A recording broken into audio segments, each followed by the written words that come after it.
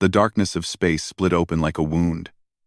Massive ships appeared one by one, their metal hulls gleaming under distant starlight. They were enormous, each one larger than a small city. These were the warships of the Vorath Empire, and they had finally returned to claim what they believed was theirs. Commander Krellis stood on the bridge of his flagship, the Eternal Conquest. His three eyes scanned the displays showing the small blue planet ahead, Earth. He remembered the reports from 4,000 years ago. His ancestors had visited this world and found nothing impressive. Primitive creatures living in mud huts, fighting with bronze weapons, worshipping the sun and moon like children. The High Council had marked Earth as a future colony. Now, after building their empire across dozens of star systems, the Vorath had come to collect. Krellis touched a control panel, bringing up the ancient survey data. Images showed humans wearing simple clothes, working in fields, building crude structures from stone and wood. They had no technology, no weapons that could threaten even the smallest Vorath scout ship. The decision had been easy back then. Why waste resources conquering them now? Mark the planet. Return later when it's convenient. Take what you want. Sir, we're in position, his second officer reported. All ships ready for orbital deployment. Krellis nodded slowly. This would be quick. Send the standard message, demand their surrender, land the troops, install a colonial government. 3 days, maybe 4, then move on to the next target. He gestured to his communications officer. Send the standard terms. Tell them their planet now belongs to the Vorath Empire. Far below, deep beneath the Pacific Ocean, Admiral Tejo sat in a command center that had been built 200 years ago. The room was filled with screens showing data from satellites, sensors, and observation posts all around the world. Dozens of officers worked at their stations, their faces calm despite what was happening above their heads. Tejo was 70 years old, but his eyes were sharp and focused. He had trained his entire life for this moment. His father had trained for it. His grandfather had trained for it. Every generation going back 4,000 years had prepared for this exact day, the day the aliens would return. A message appeared on the main screen. Tejo read it quickly. It was in a strange alien language, but he understood every word. The Global Defense Network had been studying this language for thousands of years. They knew it better than most Vorath soldiers did. They want us to surrender, Tejo said quietly. His voice was steady, almost amused. They think we're still living in caves. Around the room, several officers smiled. Not nervous smiles, but confident ones. They had waited so long for this. Dr. Hana entered the command center, carrying a tablet computer. She was the head of the Historical Archives Division, a department that existed solely to preserve and study everything humanity had learned about the Vorath. She had spent 30 years of her life reading ancient texts, examining recovered artifacts, preparing for this conversation. The protocol is ready, Admiral, she said. Should I send the standard response? Tejo nodded. Let them know we received their message. Be polite, decline their offer, use their own language. Hana's fingers moved across the tablet. She composed a message in perfect Vorath script, using formal diplomatic phrases that showed respect but made the answer clear. Earth would not surrender. Earth would not become a colony. The Vorath were welcome to leave peacefully, but if they chose to fight, they would regret it. She sent the message. On the Eternal Conquest, Krellis was reviewing deployment plans when the reply arrived. His communications officer made a strange choking sound. Sir, we have a response from the planet. And? Krellis didn't look up from his tactical display. Sir, it's in our language. Perfect Vorath. They declined our terms. That got Krellis's attention. He turned sharply, all three eyes focusing on his officer. What do you mean, our language? Run it through analysis. It must be a translation program. The communications officer worked quickly, his claws clicking on the controls. After a moment, he shook his head. No, sir. This isn't a translation. This is native Vorath. Grammar, syntax, formal diplomatic protocols. Whoever wrote this knows our language as well as we do. Krellis felt something he hadn't experienced in years. confusion, perhaps a touch of concern. How could humans know their language? The ancient survey showed no contact, no cultural exchange. His ancestors had observed from orbit and left.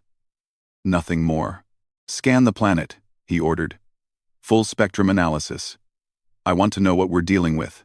The science station came alive with activity. Sensors reached out across the distance, probing Earth with electromagnetic waves, gravitational detectors, quantum scanners. Data began flooding in, and with each new piece of information, the mood on the bridge grew heavier. Sir, I'm detecting artificial satellites. Thousands of them. Confirmed. Multiple orbital platforms. They appear to be weapons systems, sir. Energy signatures across the planet. Fusion reactors. Advanced computer networks. Sir, they have spacecraft. Actual spacecraft.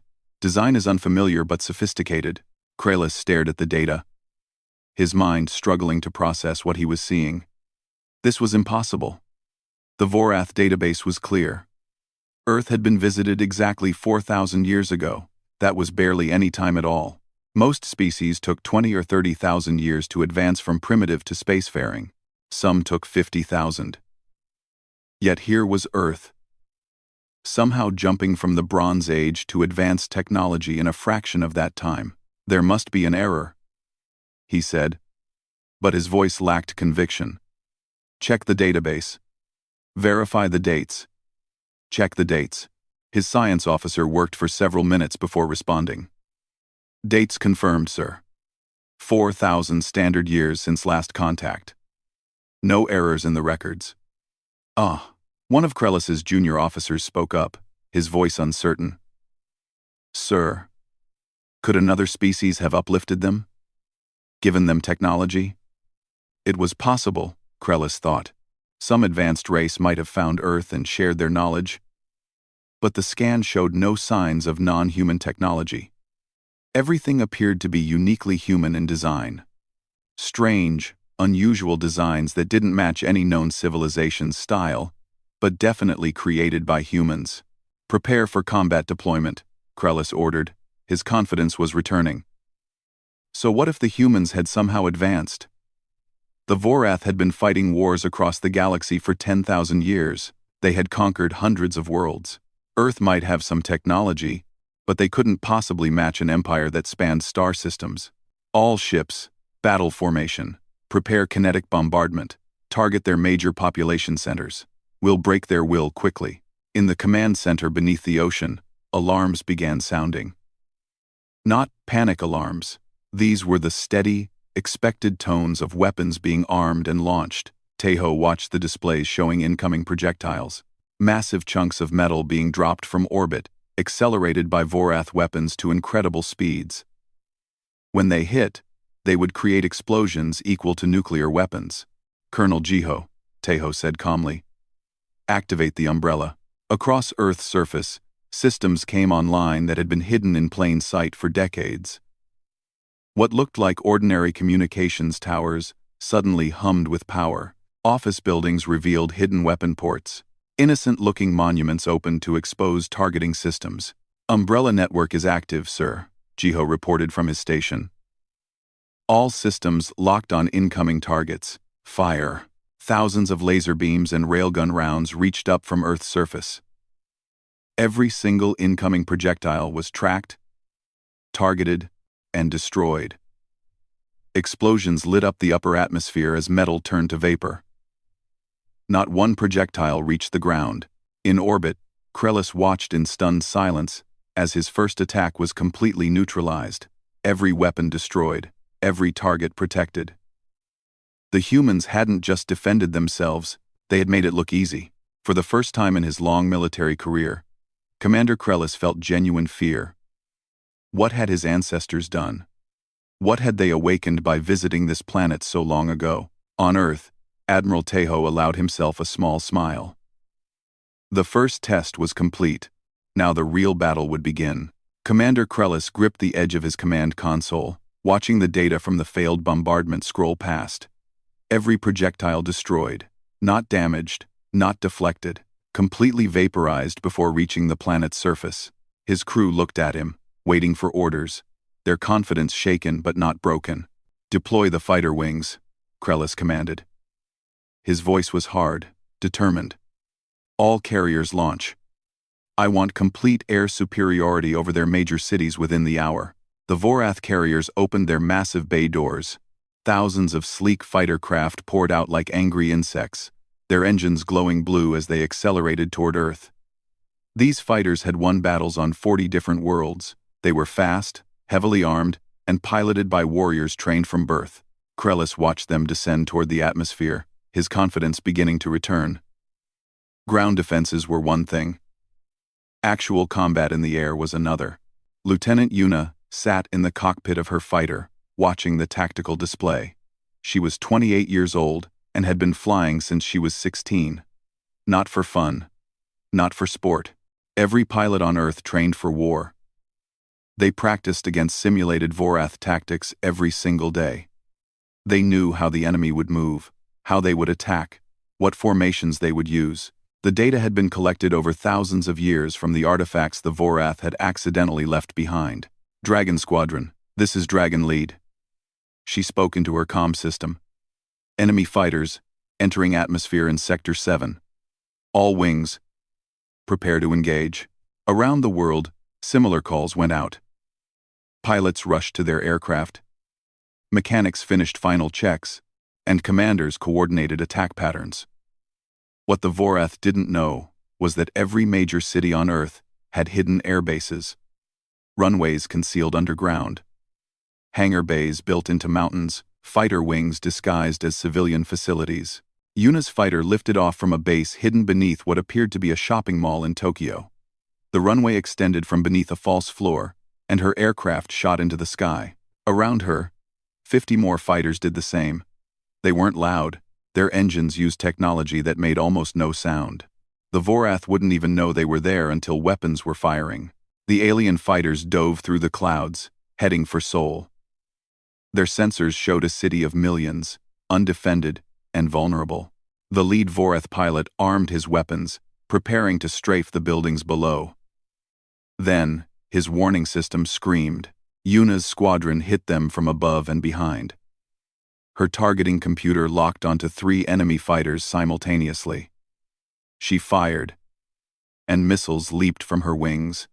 The Vorath fighters tried to evade, but they were too slow. 3 explosions lit up the sky. All around Seoul, the same thing was happening. Human fighters appeared from nowhere, attacking with precision that seemed impossible. The Vorath pilots were skilled, but they were fighting an enemy that knew every move they would make before they made it. Every evasive pattern, every attack formation, every tactical doctrine had been studied and countered.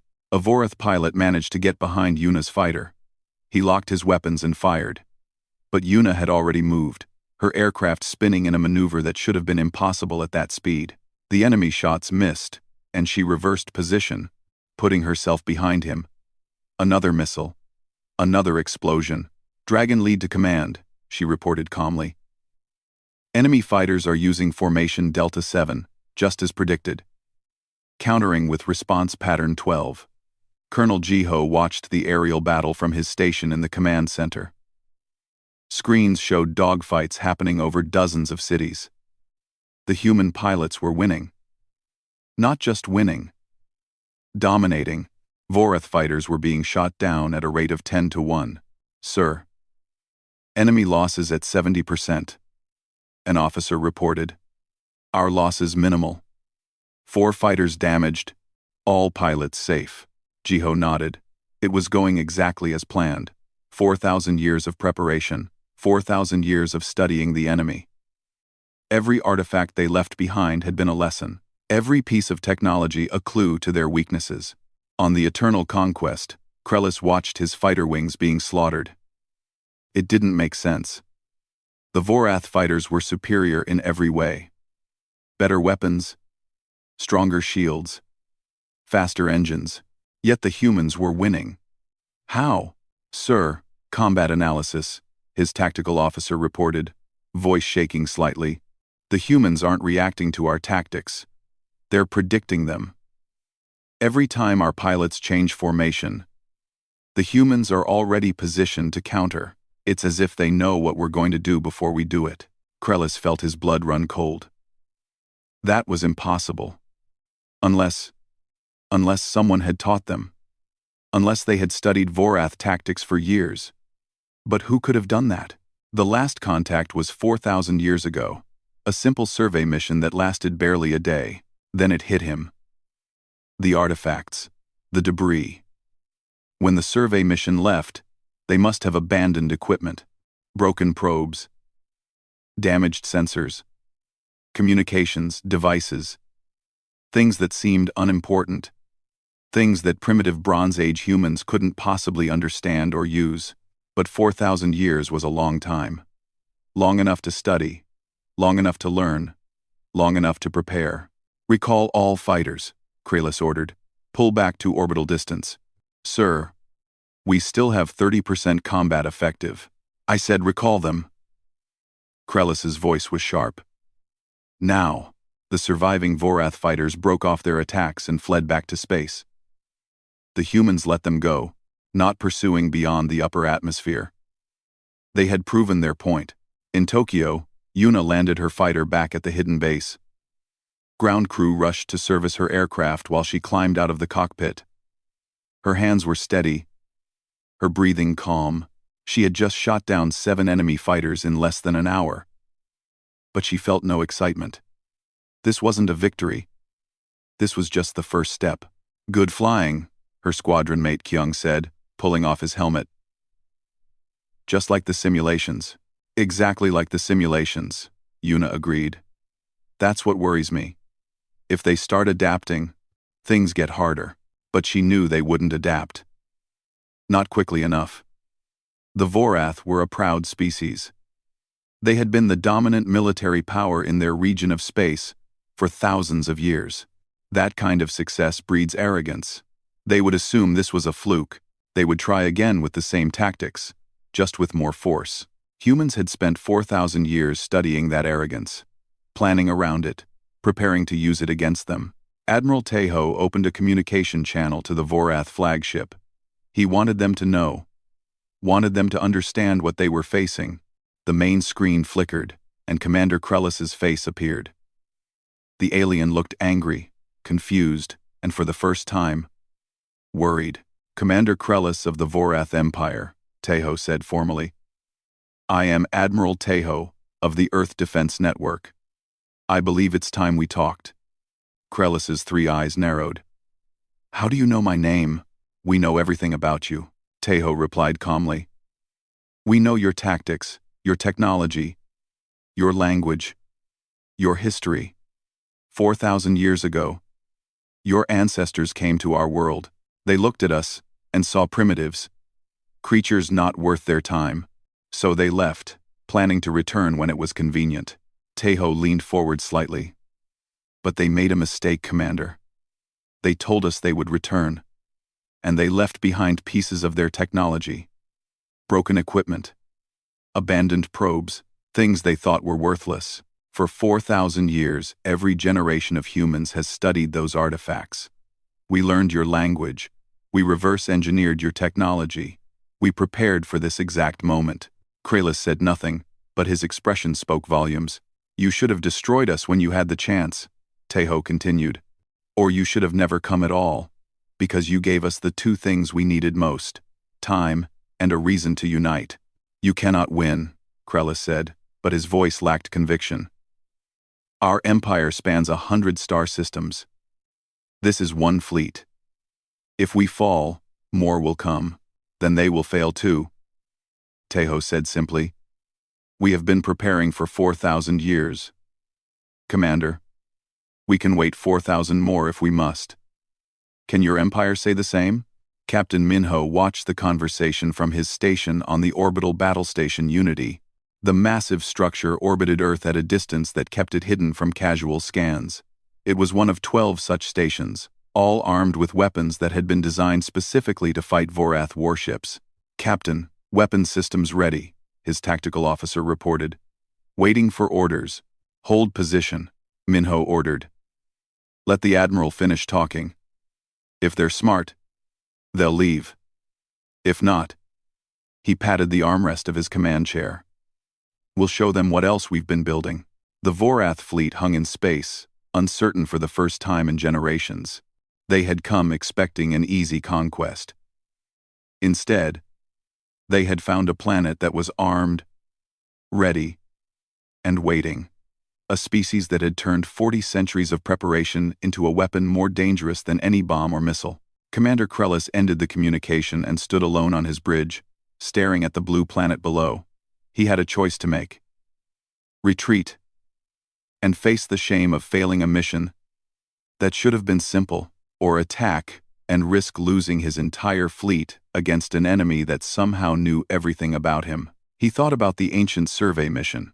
The reports that said Earth was primitive and defenseless, how wrong they had been. Not because Earth was advanced back then, but because they had given Earth the tools and time to become advanced. The worst kind of enemy wasn't one that was stronger than you. It was one that knew you better than you knew yourself. And somehow, impossibly, humanity had become exactly that. Dr. Hana stood in the historical archives, surrounded by ancient texts and carefully preserved artifacts. While the battle raged in orbit above, she had been asked to prepare a briefing about how humanity had reached this point. The story needed to be told, needed to be recorded properly. Future generations would want to know how their ancestors had turned fear into preparation, and preparation into survival. She activated a recording device and began to speak. The story started 4,000 years ago, when the Vorath first arrived. They came in their great ships, observed Earth from orbit, and sent down small probes to study the primitive humans below. The people who saw those ships were terrified. They had no understanding of what they were seeing. Some thought the vessels were angry gods. Others believed they were signs of the end of the world. But one man, a tribal leader named Dong-hyun, was different. He didn't just fear the sky visitors. He watched them. He noticed that they left things behind. Small devices that fell from their ships, pieces of metal that didn't look like anything humans could make. When the great ships finally departed, promising to return when the world was ready for them, Dong-hyun collected everything he could find. He couldn't understand the technology. No one could. But he understood something more important. The visitors would return. They had said so. And when they came back, they wouldn't come as friends. Dong-hyun spent the rest of his life protecting the artifacts and teaching his children about them. He told them to preserve these objects, to keep them safe, to never forget that the sky visitors would return. His children told their children. The knowledge passed down through generations. For 1,000 years, the artifacts were treated as sacred relics. Priests guarded them, warriors protected them. Scholars tried to understand them. Progress was slow. The technology was too advanced, too different from anything humans knew. Then, in what humans would later call the year 500, a young scholar named Daehyun made a breakthrough. He was studying one of the artifacts, a small device with strange markings on it. He had spent years learning to recognize patterns in those markings. He realized they were a language, not sounds, not pictures, but actual written communication. More importantly, he managed to activate the device. It was damaged, barely functional, but it worked long enough to receive a fragment of a transmission. The message was old, a recording from when the Vorath ships were still in orbit. Daehyun heard their voices speaking in that alien language. He heard them discuss their plans for Earth. He heard them say they would return. Daehyun dedicated his life to translating what he had learned. He created the first Vorath to human dictionary. It was incomplete, full of errors, but it was a start. Before he died, he established the Order of the Sky Watchers, a secret group dedicated to preparing for the visitors' return. The order grew slowly at first. They operated in secret, knowing that most people wouldn't believe them. They collected artifacts, studied the language, and tried to understand the technology. Every generation added to the knowledge. Every discovery was carefully recorded and preserved. By the year 1200, the order had spread across multiple continents. A woman named Sujin led the group in what would become Korea. A man named Minsu led them in Europe. They communicated through coded messages, sharing information, coordinating their efforts. They began to realize something important. If humanity wanted to survive the return of the sky visitors, they needed to do more than just study old artifacts. They needed to advance. They needed to develop their own technology. In 1487, an engineer named Jisoo made a discovery that changed everything. She had been studying the power systems of one of the larger artifacts, trying to understand how it generated energy. The device was broken, useless. But by carefully taking it apart and examining each component, she began to understand the principles it used. Heat converted to motion. Pressure creating force. Simple concepts, but applied in ways humans had never considered. Jisoo couldn't recreate the alien technology. She didn't have the materials or the knowledge, but she could use the principles she learned. She built a device that used steam to move pistons. It was crude compared to the alien tech, but it worked. She had created the first practical steam engine, decades before any other human would have thought of it. The Order realized they had found their path forward. They couldn't copy Vorath technology directly, but they could learn from it. They could take the principles and adapt them to human materials and human understanding. Progress accelerated. By 1800, the Order had become more than just a secret society. They had become a shadow government, operating behind the scenes of regular nations. They called themselves the Global Unity Council. Kings and emperors knew about them. Scientists reported to them. Military leaders took their orders from them. The public governments continued as normal. Nations still had their wars, their politics, their conflicts. But underneath, all of humanity was working toward the same goal. The council coordinated everything. They pushed for scientific advancement. They encouraged education. They made sure that every new discovery was analyzed for military applications. A man named Sang-hoon led the council during this period. He understood something crucial. Humanity couldn't just prepare weapons. They needed to prepare people. He established mandatory education programs, taught in secret to the children of families loyal to the Order. Every child learned about the sky visitors. Every child was taught that someday they would have to fight for their world's survival. The preparations became more sophisticated as technology advanced. In the early 1900s, humanity developed radio communication. The council immediately saw its military potential. By 1920, they had established a global communication network that could coordinate defensive actions across the entire planet. When humanity split the atom in 1945, the council was both excited and terrified. Nuclear weapons were powerful, but they were also dangerous to the planet itself.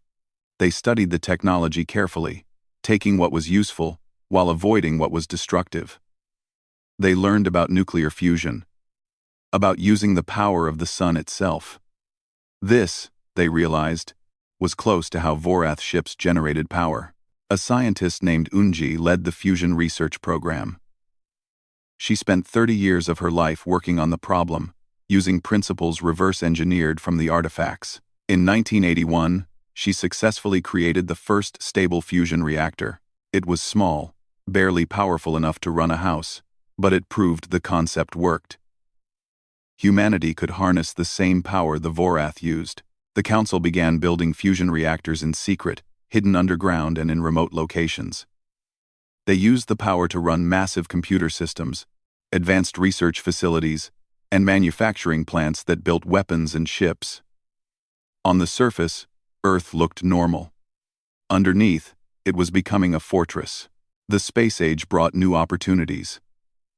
When humanity first reached orbit in the 1,960 seconds, the public saw it as exploration and pride. The council saw it as military necessity.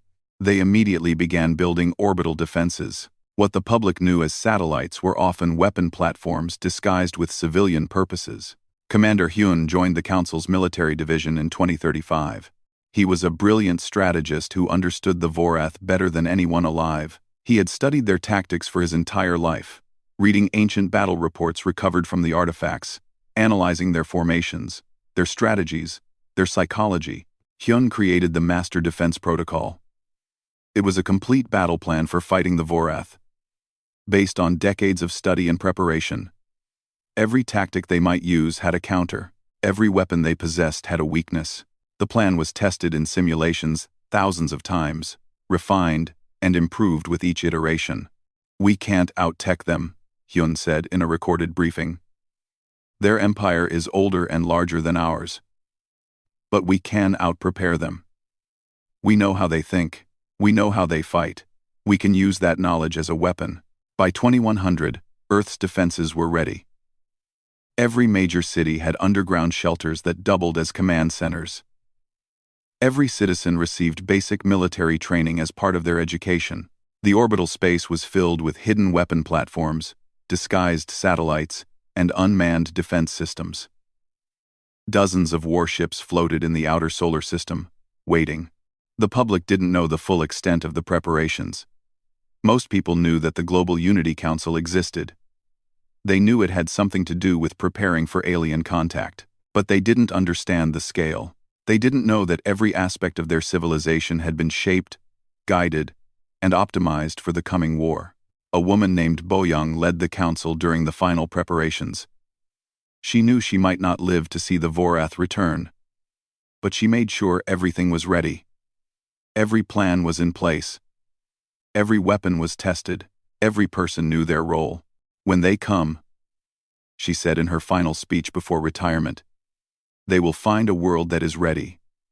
Not because we are stronger than them, not because we are smarter, but because we had something they never gave us credit for. We had time, and we used every second of it." Dr. Hana stopped her recording and looked around the archive room. 4,000 years of history surrounded her. 4,000 years of determination, sacrifice, and preparation. Countless people had dedicated their lives to this moment, never knowing if they would see the results of their work. Now the battle was happening above. All those centuries of planning were being put to the test, and so far, humanity was winning. She thought about Dongyun, that ancient tribal leader who had the wisdom to collect the fallen artifacts instead of destroying them in fear. She thought about Daehyun, who spent his life learning an alien language. She thought about Jisoo, who built the first steam engine from alien principles. Sang-hoon, Eunji, Hyun, Bo Young, and thousands of others whose names would never be widely known. They had all contributed to this moment. They had all believed that humanity could survive if given the chance to prepare, and they had been right. The archives would record this victory, just as they had recorded every step of the journey. Future generations would learn about these heroes. They would understand that survival wasn't about being the strongest or the most advanced. It was about being ready when the moment came, and humanity had been ready for 4,000 years. Commander Krellis stared at the planet below, his mind racing through options. His initial attacks had failed. His bombardment was stopped. His fighters were destroyed. But he still had his fleet. Dozens of massive warships, each one capable of devastating a planet. He had been embarrassed, but not defeated. Not yet. "All ships, attack formation Omega-3, he commanded. His voice was steady again, his confidence returning. "Prepare the planet breaker." Around the bridge, his crew moved with renewed purpose. The planet breaker was their ultimate weapon. A massive energy cannon. Built into the flagship itself, it drew power from the ship's entire reactor core, channeling it into a single devastating beam. Krellis had used it twice before in his career. Both times, it had cracked continents and turned oceans to steam. No planetary defense had ever withstood it. "Planet breaker charging," his weapons officer reported. "Full power in 10 minutes. In the command center beneath the Pacific, alarms began to sound. Not the steady tones from before, but urgent wails that made everyone look up from their stations. "Admiral." "Massive energy buildup detected in the flagship," an officer called out. "Power signature matches a planet killer class weapon." Admiral Tejo nodded slowly. He had expected this. The Vorath always followed the same pattern. Conventional weapons first, then fighters, then their ultimate weapon when nothing else worked. 4,000 years of study had taught humanity to predict every move. "Is the shield ready?" he asked calmly. Yes, sir. All generators at full power. Waiting for your command. Tejo took a deep breath. The planetary shield was humanity's greatest achievement. It had taken 60 years to build, required fusion reactors on every continent, and used technology that pushed human understanding to its limits. They had tested it in simulations countless times, but never against a real planet-killer weapon. This would be the ultimate test. Activate the shield, all power to defensive systems. Around the world, massive generators buried deep underground came to life.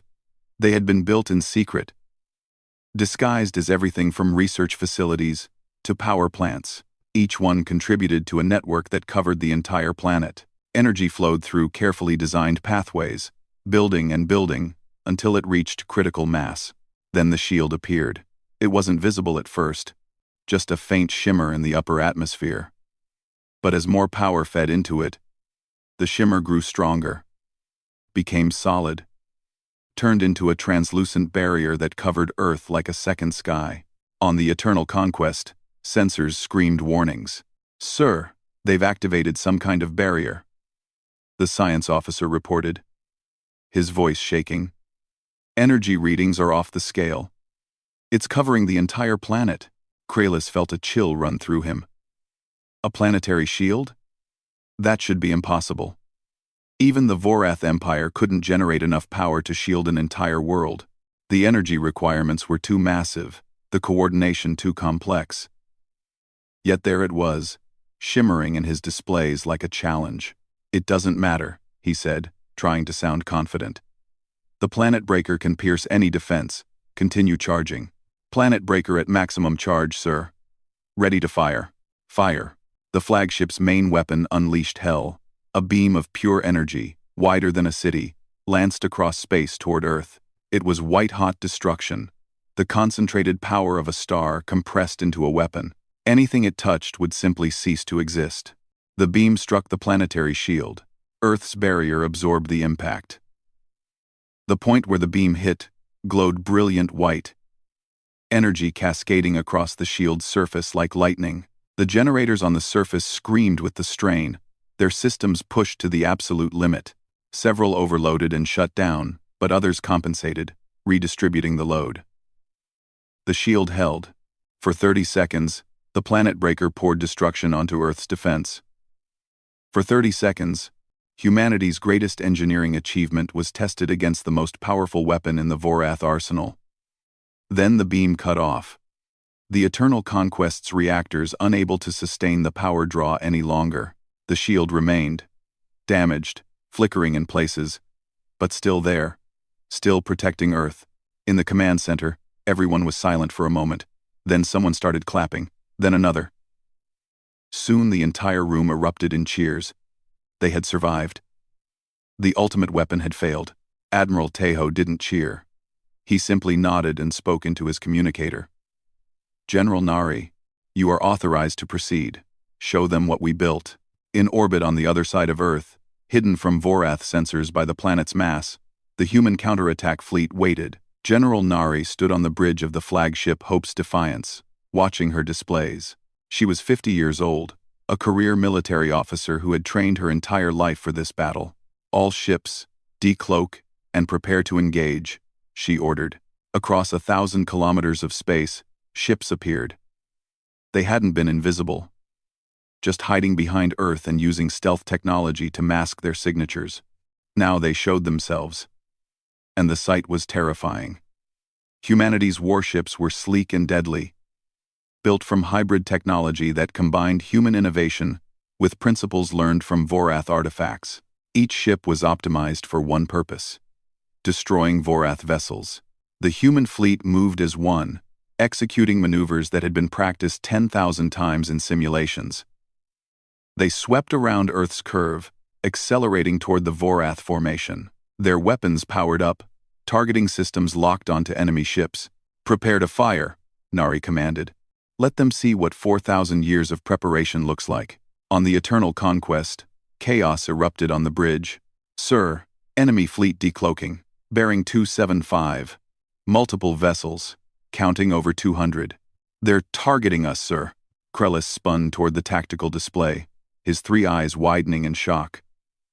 The human fleet wasn't just large. It was perfectly positioned. They had hidden an entire armada behind their planet, waiting for the perfect moment to strike. And that positioning meant the Vorath ships were now caught in a disadvantageous formation. All ships, evasive maneuvers, returned fire, but the Vorath fleet was slow to respond. Their formation had been optimized for bombarding a planet, not for ship-to-ship combat. Human vessels darted between them like sharks among whales, their weapons firing with devastating accuracy. Captain Minho commanded the battle station Unity as it joined the fight. His massive orbital platform hadn't moved, but it didn't need to. Its weapons could reach across the entire combat zone. He watched his targeting systems identify Vorath ships, calculate firing solutions, and engage. All batteries, fire at will, he ordered. Unity's weapons opened up. Railguns that fired projectiles at a fraction of light speed. Lasers that could cut through armor like paper. Missile pods that launched hundreds of guided warheads. The battle station had been designed specifically to fight Vorath heavy cruisers, using every weakness humanity had discovered over millennia of study. A Vorath cruiser exploded, its shields overwhelmed by focused fire from 3 human ships working in perfect coordination.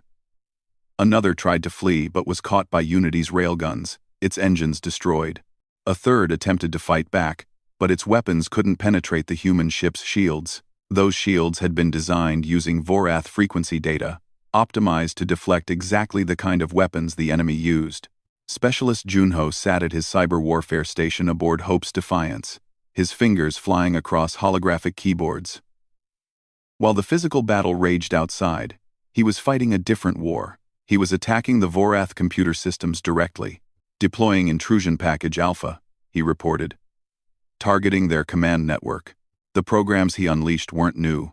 They had been developed over decades, tested against simulated Vorath systems, refined and perfected. They exploited vulnerabilities that the Vorath didn't even know existed. Weaknesses in their encryption, backdoors in their communication protocols, flaws in their security systems. One by one, Vorath ships began to experience malfunctions. Weapons systems went offline. Navigation computers reported false data. Communication channels filled with static. Half the enemy fleet suddenly found themselves blind and helpless, unable to coordinate or respond. Cyber warfare attack successful, Junho reported calmly.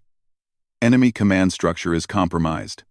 Commander Krellis watched his fleet being torn apart and finally understood the full horror of his situation. This wasn't just a battle. It was an execution. Everything his fleet did, the humans countered. Every tactic, every formation, every weapon. The humans moved like they were reading his mind, predicting his orders before he gave them. Because they were. 4,000 years of studying Vorath military doctrine meant that humanity knew how the Vorath fought better than the Vorath knew themselves. Every possible tactic was documented. Every likely response was predicted. The entire human strategy was built around fighting this specific enemy. "Sir, we've lost 40% of the fleet," his tactical officer reported. 16 ships destroyed, 12 disabled. The rest are taking heavy damage. Krellis looked at the display showing Earth. That blue planet, so beautiful and peaceful looking. 4,000 years ago, his ancestors had seen primitive humans and decided they weren't worth the effort of conquering immediately. They had made a terrible mistake. They had given humanity the one thing that made them dangerous. Time to prepare, time to learn, time to turn their own technology against them. All remaining ships, retreat, Krellis ordered quietly. His pride was broken, his confidence was shattered. Set course for home, maximum speed. The surviving Vorath vessels disengaged, their engines burning at full power as they fled toward the edge of the solar system. The human fleet let them go, not pursuing beyond the orbit of Mars. They had made their point. Earth was defended. Earth was strong. Earth was ready. In the command center, Admiral Tejo watched the enemy retreat. He felt no satisfaction. No joy. Only relief. The test was over. Humanity had passed. "Stand down from combat alert," he ordered. "Begin damage assessment and recovery operations."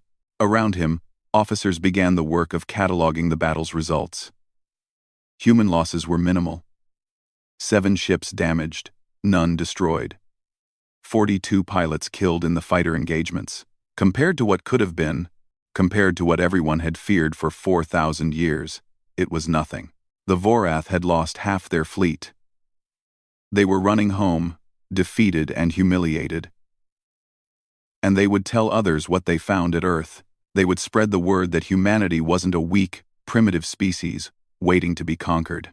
They were something else entirely. Something that had turned 40 centuries of fear into the most powerful defensive force in the sector. Tejo thought about all the generations who had prepared for this day. All the people who lived and died never knowing if their work would matter. Now, they knew. It mattered. It had saved their world. The Eternal Conquest limped through space, its hull scarred and smoking. Commander Krellis sat alone in his quarters, staring at the wall. He had ordered his crew to tend to repairs and treat the wounded. He had sent the required reports to the High Council. Now he had nothing to do but think about his failure. A communication request appeared on his personal console. He almost ignored it. But then he saw who it was from. Admiral Tejo. The human commander wanted to talk again. Krellis hesitated, then accepted the call. Tejo's face appeared on the screen. The human looked tired but calm. There was no triumph in his expression. No mockery. Just a quiet seriousness that somehow made Krellis feel worse. "Commander Krellis," Tejo said, "I wanted to speak with you before you left our solar system." "To gloat?" Krellis asked bitterly. "No." Tejo shook his head. "To explain. And to offer terms." Krellis said nothing, so Tejo continued. 4,000 years ago, your ancestors came to our world. We were primitive then. Bronze tools, stone buildings. No understanding of the universe beyond our own sky. Your people looked at us and saw something not worth their time. Something to claim later. When it was convenient, Tejo leaned forward slightly. But they made a mistake. They told us they would return. They left behind artifacts. And they gave us time. 4,000 years. Commander, do you understand what that means for a species like ours? You advanced impossibly fast, Krellis said quietly. Yes. Because we had a reason. A purpose. Every generation knew that someday, ships would come from the sky. Ships that would try to take our world. So every generation prepared. Every discovery was shared. Every resource was focused. We set aside our differences because we had something more important than our petty conflicts. We had survival. Tejo's expression softened slightly. In a way, your ancestors did us a favor. They gave us a reason to become better than we were. To grow up as a species. To unite. Without that threat, we might still be fighting each other over territory and resources. Instead, we learned to work together. Krellis felt something strange.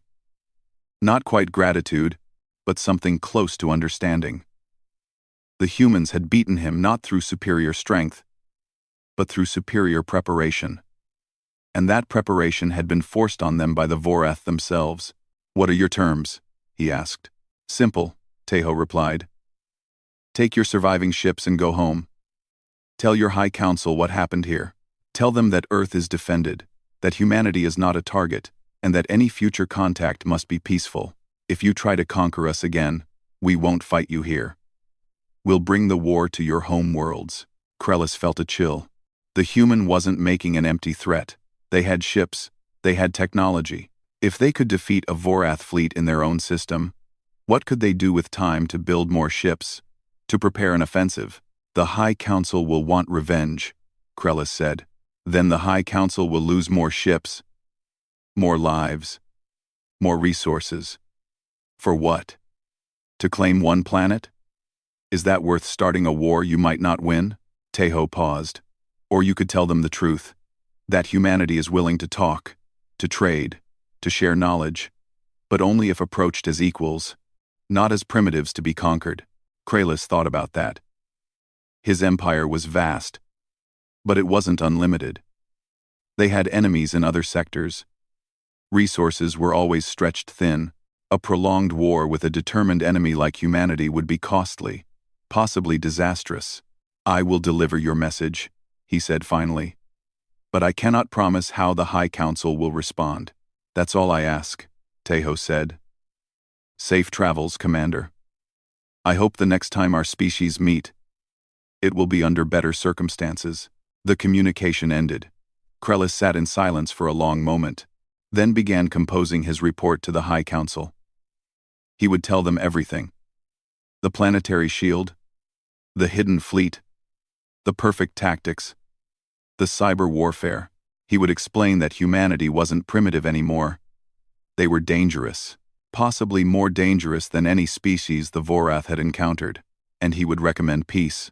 On Earth, celebrations had begun. In every city, people poured into the streets. They had known about the battle, had watched it on screens and displays. Now they knew they were safe. The threat that had hung over humanity for 4,000 years was over. President Minji stood in the Global Unity Council chamber, preparing to address the world. For all of recorded history, the council had operated in secret.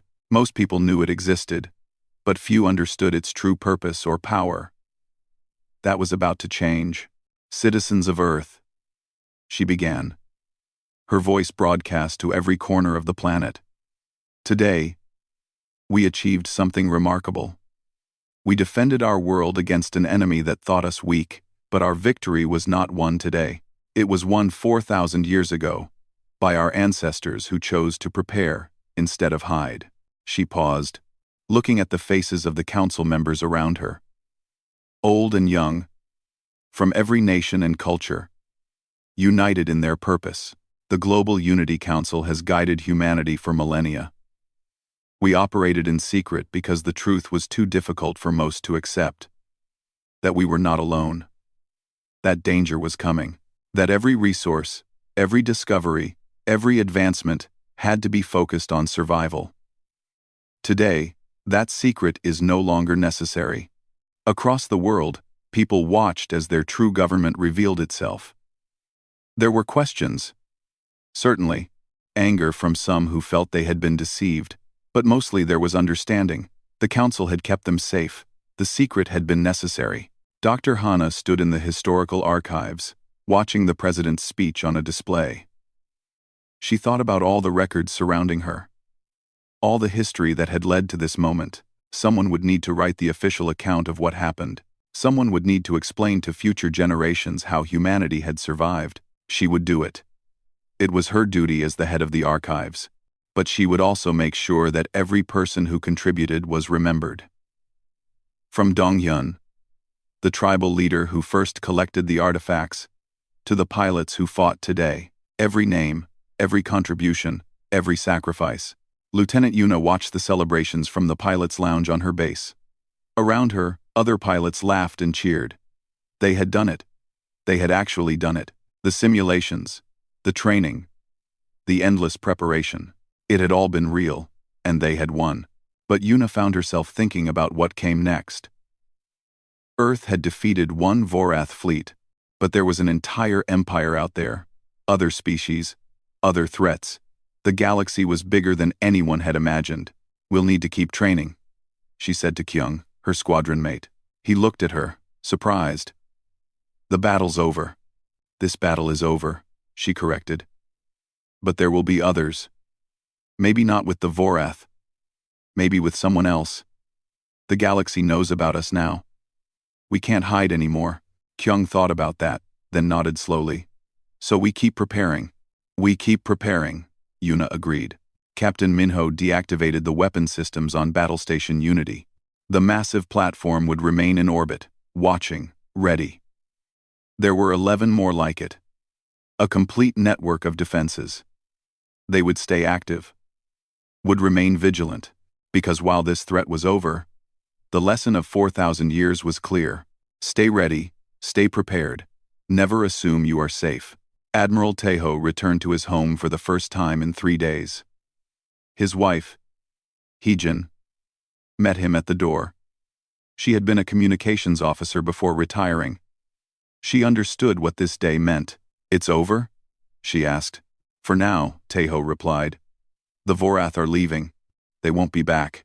But others might come." "Yes, the galaxy is big. We've only met one species.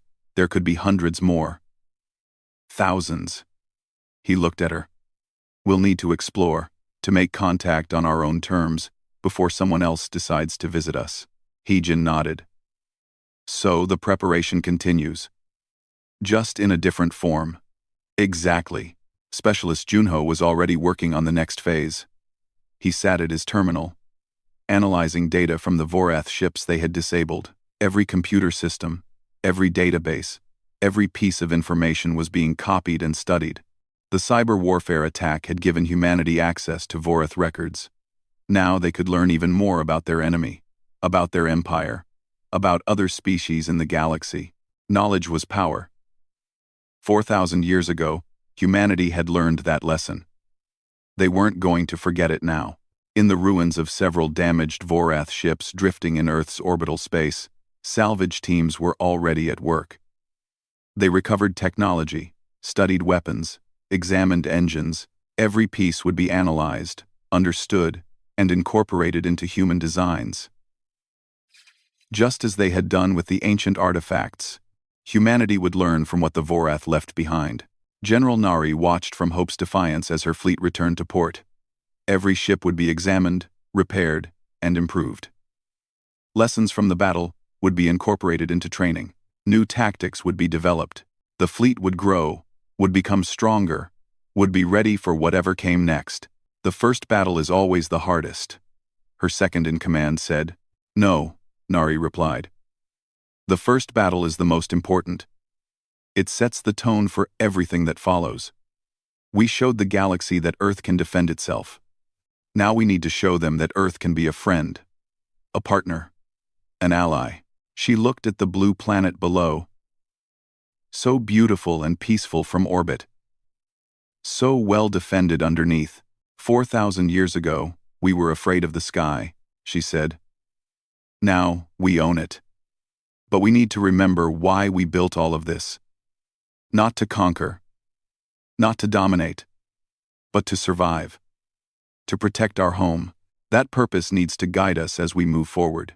President Minji ended her address to the world with a promise. Today marks the end of one era and the beginning of another. For 4,000 years, we prepared for this day. For the next 4,000 years, we will build something new. Not a fortress hiding from the galaxy, but a civilization ready to join it. We will explore. We will make contact. We will share our knowledge and learn from others. But we will do it on our terms, as equals, never again as primitives waiting to be conquered. Dr. Hana added one final entry to her records.